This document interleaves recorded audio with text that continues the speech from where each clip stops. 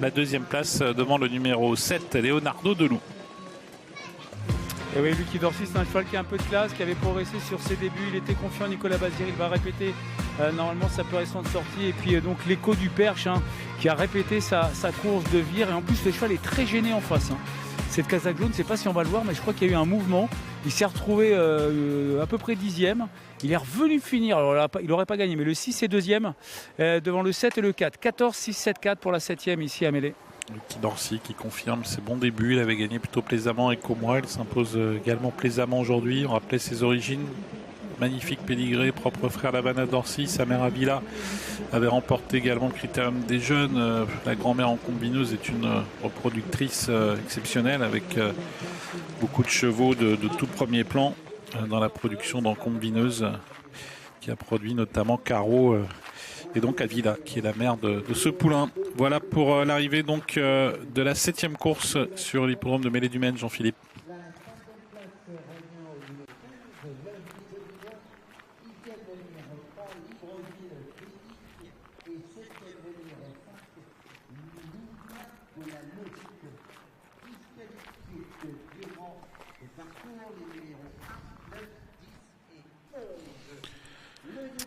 Ouais, c'est un cheval qui est bien aimé dans l'écurie Bazir parce que j'ai longuement discuté avec Nicolas.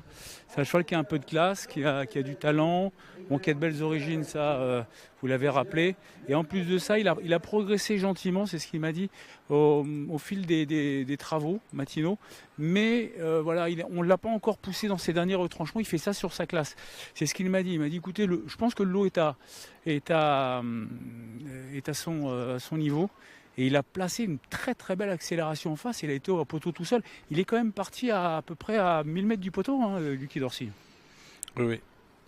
Il est parti de bonne heure. Nicolas Bazir avait confiance en son poulain qui a passé une belle accélération. Benjamin Rochard a tenté de contrer. Il sentait, Benjamin Rochard, que la course était en train de se jouer, mais finalement, il n'a pas pu le contrer.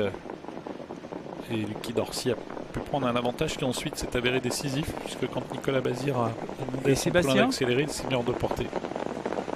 Et regardez bien l'écho du Perche. Je ne sais pas si on peut voir au bout de la ligne d'en face, c'est une casaque jaune. Je crois que c'est cette casaque. C'est au bout de la ligne d'en face. J'ai l'impression qu'il y a un mouvement. Il est à 7-8e. Il est obligé de reprendre Vincent Séguin. Et ensuite, il fait un effort pour revenir à l'extérieur. Il est 2e. C'est un cheval qui avait très bien fini à vire. Moi, j'aimais bien cette candidature. Je ne sais pas si ça s'est senti dans mes propos, mais j'aimais bien. Oui, non, c'était mon outsider préféré, oui. franchement, parce que le cheval avait super bien couru à vire. Il avait marché 17. Quand vous débutez à vire en 17, c'est que vous êtes pas mal. Il n'avait pas aimé l'herbe. Et je ne sais pas si vous l'avez vu. D'abord, je pense que c'est lui, à moins que ce soit un autre cheval. Je pense qu'il... Mais je crois qu'il a voulu venir à un moment donné. Non, je crois pas. Il a plutôt voulu venir en dehors, puis il a vu que ça allait être compliqué. Il a préféré repiquer en dedans. Je pense que c'est plus ça qui s'est passé, mais c'est vrai que le poulain est plaisant pour finir. Sa fin de course est vraiment très bonne. C'est un poulain qui termine bon deuxième dans un lot qui à mon sens était un lot je pense, assez bien composé. Et notamment le gagnant qui donc signe une deuxième victoire pour autant de sorties. Rappelions ses origines, sa sœur a gagné le Critérium des jeunes, sa mère a gagné le Critérium des jeunes, sa grand-mère a produit des gagnants de Critérium, Caro, Avila, Kinderjet, Very Well Jet également dans la production de la grand-mère. Donc on est sur un superbe pédigré, un poulain qu'il faudra voir évoluer.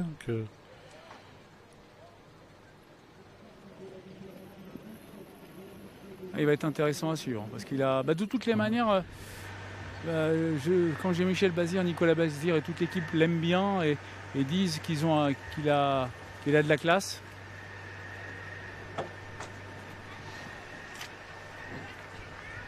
Lennon du Villiers encore au galop, un poulain qui est vraiment délicat.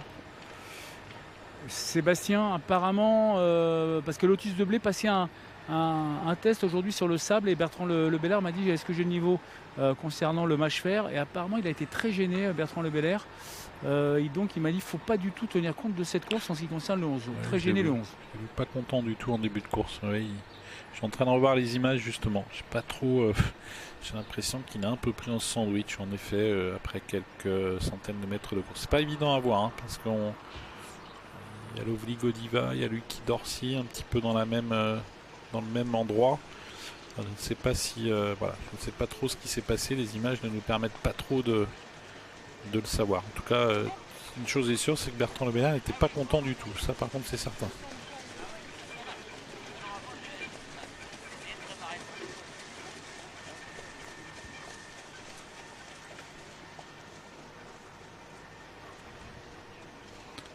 Nicolas Bazir, qui on l'a lu dans les colonnes de Paris-Temps, va hériter d'une cour à Grosbois l'hiver prochain. Il aura une trentaine de chevaux sous son entraînement.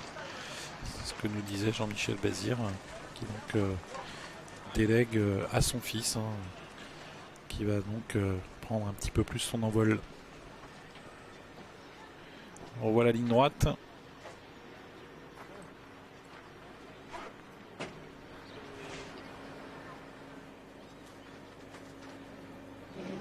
Est-ce qu'il y a des choses à noter en retrait? Les coups du perche, on en a parlé. Leonardo de Luz s'est défendu courageusement jusqu'au bout. Sébastien, allez-y. Il y a les deux premiers qui arrivent là. Deux belles impressions. Et Lucky Dorsey. Bravo Nicolas. Reçu 2 sur 2. Et franchement en face on a vu un bout de classe. Ouais, mais aujourd'hui moi j'avais un peu de gaz, quoi. C'est pour ça que j'ai avancé les mains de bonne heure. Parce qu'il se loupe un peu si tu le précipites. Mais oui, il avance un peu. Ah, il avance. Mais vous pouvez l'avoir mieux, c'est ça? Vous êtes en train de nous dire ça? Bah ouais, faudrait que je l'ai plus calme là. Il était un peu tendu. Avec la reprise de départ, il était bien parti. Après, je me suis retrouvé nez au vent, il s'est retendu un peu. C'est pour ça que j'ai attaqué Benjamin en face. Devant, il s'est redétendu un peu. Mais quand même un peu plus de gaz que la dernière fois. Ça va être une belle cartouche pour l'hiver, ça, non? Ouais, s'il prend ça du bon côté, c'est un poulain intéressant. Merci Nicolas. Et juste derrière, il y a Vincent Séguin. Allez, j'en profite Sébastien. Franchement, vous étiez confiant. Vous avez préféré reprendre en dedans au bouling d'en face? Bah ouais, faire le tour, ça aurait été compliqué. Bah compliqué, je sais pas, mais je lui aurais fait du mal. Le gagnant est estimé. Ouais, Votre aussi? Je l'adore. Ouais. Je l'adore, je le mène comme un poulain que je vais faire vieillir et pour l'instant il me le rend. Merci Vincent. Ah, il part en vacances là, ok. Écoutez, voilà un poulain estimé donc par son entraîneur Vincent Séguin, qui donc et c'était la bonne option, parce que le fait de prendre la corde non seulement a été bénéfique pour le moral de son poulain, mais a été bénéfique également pour le trafic, puisque ça s'est ouvert et il est venu finir deuxième, prendre la deuxième place dans les derniers mètres de course. Nicolas 20h34 Bazir, la dernière Sébastien, c'est noté. avec les amateurs. C'est noté pour l'horaire donc de la dernière course. On se retrouve pour la 8e. À tout à l'heure.